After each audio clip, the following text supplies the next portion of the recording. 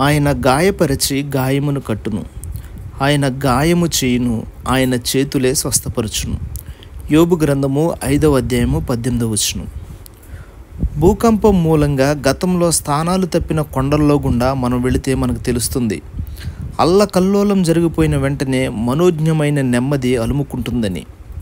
అస్తవ్యస్తంగా కూలిపోయిన బండరాళ్ల క్రింద ప్రశాంతమైన సరస్సులు పలుకరిస్తాయి. ఆ బండరాళ్ల నీడల్లో నీటి తుంగ మొదలైన అనేక విధాలైన జలవల్లులు మొలకెత్తాలని.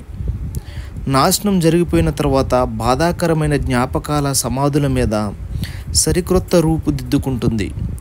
దాని ఆలయ శిఖరం తెల్లగా తుఫాను వెలసిన మసక కాంతుల్లో దేవుని వైపుకి రక్షణ కోసం అర్రులు చాస్తున్నట్లు ఆకాశం వైపుకు చూస్తుంటుంది.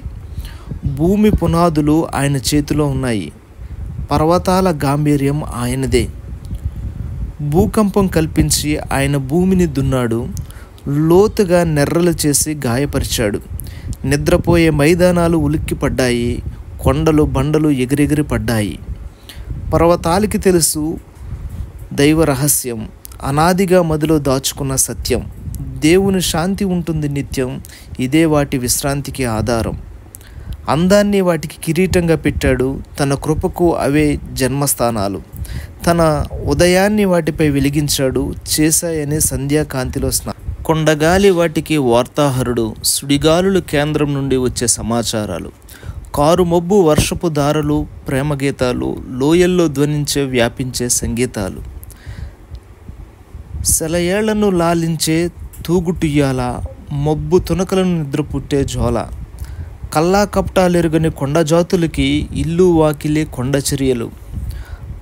నగరాల్లో వేసారిన నాగరికులు ఆరాధిస్తారు పర్వతాల విచిత్ర స్థలాల్లో. అటు ఇటు సంచరిస్తూ అందరికీ దేవుడే అలరిస్తాడు తన ఆదరణతో. పర్వతాల ప్రశాంతతలోని రహస్యం వినండి, వాటి అణువణువులో నిండిన ఆనందాన్ని కనండి. శ్రమలు విరుచుకుపడ్డప్పుడు, కష్టాలు ముంచుకొచ్చినప్పుడు దేవుడు తన పర్వతాలను తన నాగలితో దున్నుతున్నాడని, కృపా సమృద్ధి బీజాలను విత్తనున్నాడని, నిత్యమైన ఆయన శాంతిని తలచి తత్తరపాటును మానండి.